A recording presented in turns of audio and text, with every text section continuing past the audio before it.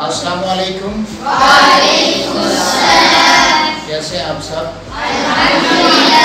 Very good. कैसा गुजरा आपका संडे का दिन? घर में मसरूफियत रही या कहीं बाहर? Okay.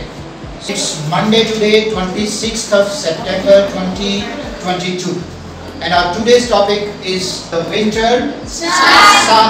Very good. It's our third day of this unit, and today we are going to complete personification.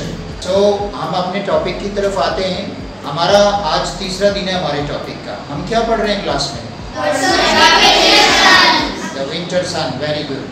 Winter sun poem पढ़ रहे थे और पोएम की हमने स्टेंजास को मुकम्मल किया, पोएम की 8 लाइनों के बारे में जाना, इसके मुश्किल अल्फाज के मानी को जाना, और वो इंशाल्लाह आपको आते भी होंगे। ऐसे ही है, आपने अपनी बहुत सी इंग्लिश वोकैबुलरी में इजाफा कर लिया है। बहुत से मुश्किल अल्फाज के उर्दू मानी और उर्दू अल्फाज का अंग्रेज़ी करना आपने सीखा है। इसके अलावा हम इसकी समरी भी पढ़ चुके हैं। आज इसके जो एक्सरसाइज के दीगर टॉपिक थे उन पे हम आते हैं, और इसमें एक अहम टॉपिक था जो हमारा वो था पर्सोनिफिकेशन। क्या है ये? पर्सोनिफिकेशन। अच्छा, पर्सोनिफिकेशन क्या चीज़ है? मैं सबसे पहले तो आपको बताता हूँ उर्दू में आसान अल्फाज, ठीक है? ये मेरे हाथ में क्या है? मार्कर। सो मार्कर। अब मैं बात कर रहा हूँ, आपसे बातों में मसरूफ़ हूँ, करते करते मेरा ये मार्कर मेरे हाथ से गिर रहा है।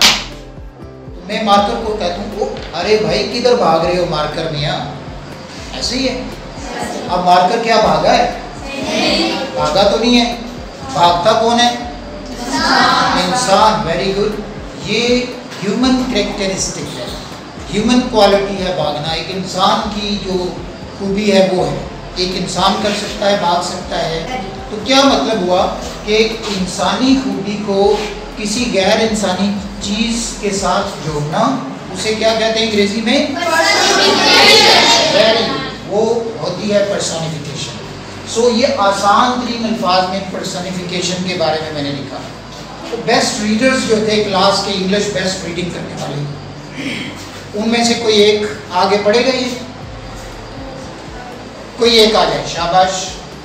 Very good. स्टार्ट करेंगे क्या? Okay, with the load wise, ऊंची आवाज से पढ़ें। Personification is figure or stage in which a thing, an idea or an animal is given human qualities. That's very good. Anyone else? ये second para जो लिखा है उसको पढ़े। आपके लिए क्लैपिंग। बहुत अच्छा पढ़ा।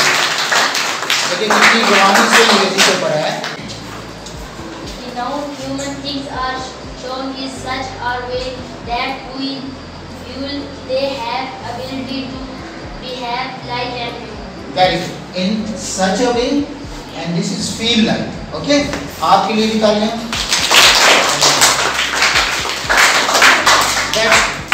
Okay. अब मैं आपके सामने इसको पढ़ता हूँ। Personification is a figure of speech in which a thing, an idea, or an animal is given human qualities. The non-human things are shown in such a way that we feel they have ability to behave like the human. आसान तरीका कि कोई भी गैर इंसानी चीज़ जिसको अगर हम कोई इंसानी खूबी दे दें और फील करें कि वो इंसान की तरह है, तो वो क्या है? पर्सोनिफिकेशन है। जैसे मैंने आपको मार्कर की मिसाल दी, ठीक? आपको समझ आ गई? Very good. Okay, I have written some words. मैंने कुछ अल्फाज यहाँ पे लिखे हैं, wind, flower, fire and picture.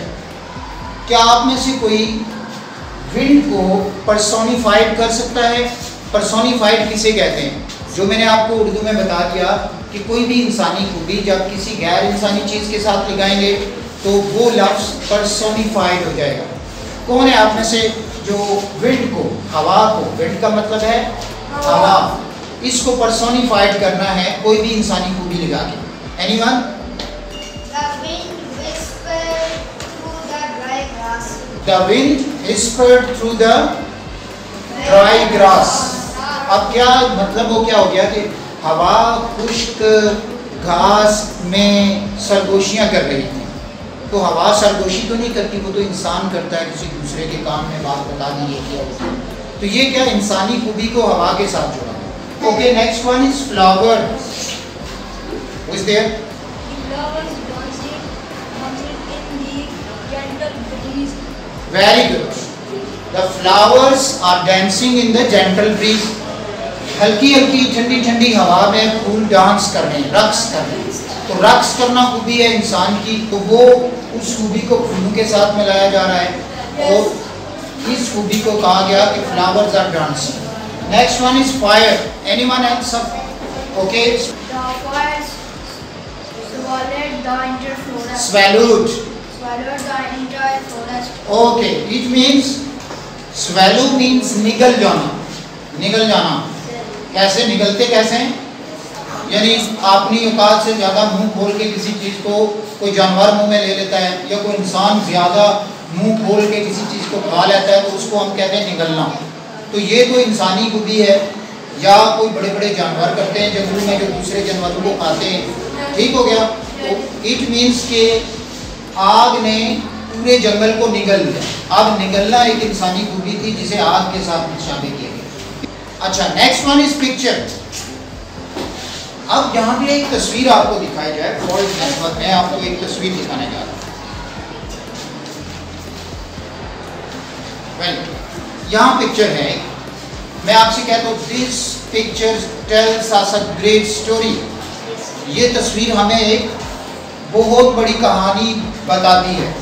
तो क्या तस्वीर बोल रही है हमारे सामने? नहीं बोल रही. ठीक है.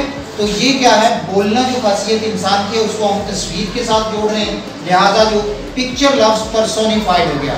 Picture tells a good story, a long story, a nice story. Okay जी. तो आज का टॉपिक लर्निंग हो गई. Will you be ready tomorrow? Very good. Clapping for everyone.